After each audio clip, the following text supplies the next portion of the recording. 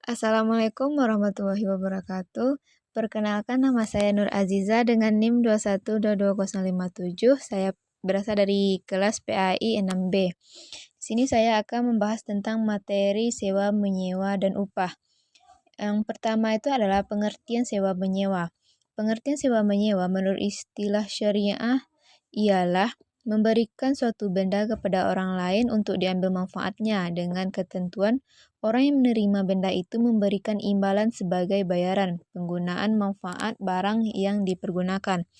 Dalam praktek sehari-hari dapat dilihat sewa menyewa rumah untuk ditempati, tanah untuk ditanami.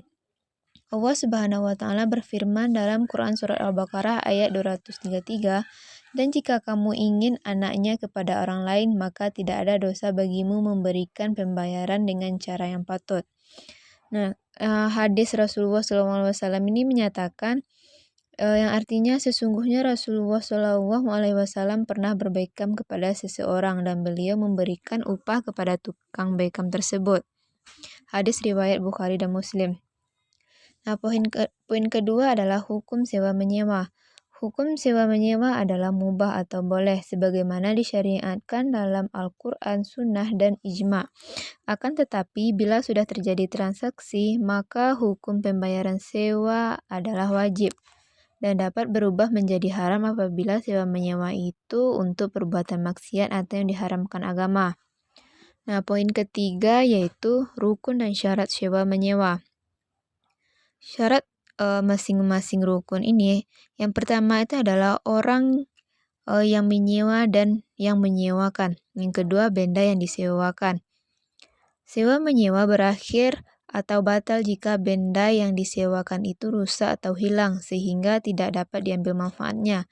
Jika rusaknya disebabkan kecerobohan atau kelalaian penyewa, maka penyewa dapat diganti rugi atas kerusakan itu. Nah, poin keempat yaitu macam-macam hijarah. Yang pertama itu adalah ijarah yang bersifat manfaat seperti sewa menyewa tanah atau ladang, sewa menyewa barang, dan sewa menyewa binatang. Yang kedua itu ijarah yang bersifat pekerjaan. Di antara bentuk ijarah adalah terjadinya transaksi menyewa seseorang untuk melakukan pekerjaan tertentu. Nah, poin selanjutnya yaitu hikmah sewa menyewa. Yang pertama itu adalah terciptanya sikap saling menolong antara sesama manusia. Yang kedua, tiap manusia mempunyai kelemahan. Yang ketiga, meningkatkan rasa solidaritas.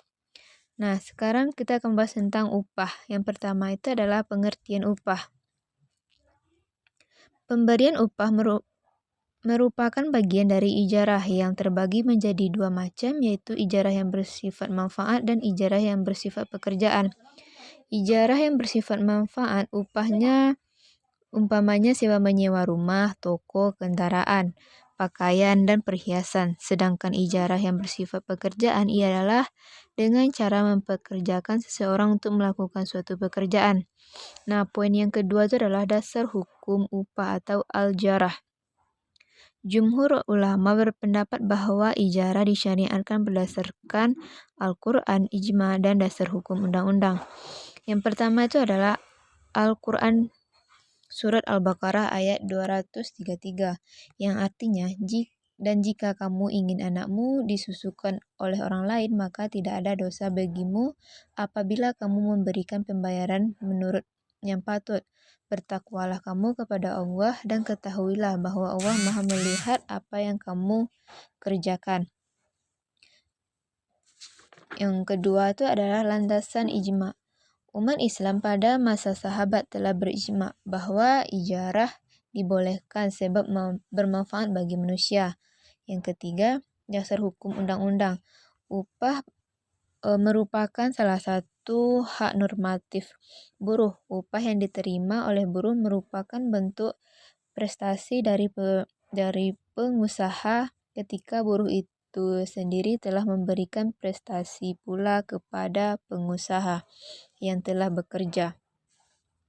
Nah, selanjutnya yaitu syarat dan rukun upah.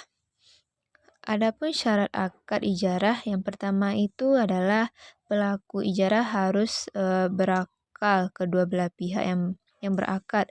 Yang kedua itu adalah keridhaan pihak yang berakad. Kedua belah pihak yang berakad menyatakan kerelaannya untuk melakukan akad al-ijarah. Yang ketiga, objek al-ijarah diserahkan secara langsung dan tidak cacat. Objek al-ijarah itu boleh diserahkan dan dipergunakan secara langsung dan tidak cacat. Nah, yang ketiga yaitu objek al-ijarah sesuatu yang dihalalkan oleh syarat. Nah, yang kedua itu adalah rukun ijarah. Rukun adalah yang terbagi 4. Yang pertama itu adalah akid, orang yang berakad. Yang kedua itu adalah sigat, pernyataan kehendak yang lazim. Dan yang ketiga upah, yaitu sesuatu yang diberikan kepada mustajir. Dan yang terakhir manfaat untuk mengontrol seseorang mustajir, harus ditentukan bentuk pekerjaannya. Nah, poin yang terakhir yaitu macam-macam upah. Dilihat dari segi objeknya, akad ijarah ini terbagi menjadi 2. Yang pertama itu ijarah manfaat. Misalnya sewa menyewa rumah, kendaraan, pakaian, dan perhiasan. Yang kedua itu ijarah yang bersifat pekerjaan. Ialah dengan cara memperkerjakan seseorang untuk melakukan suatu pekerjaan. Mungkin sekian materinya. Assalamualaikum warahmatullahi wabarakatuh.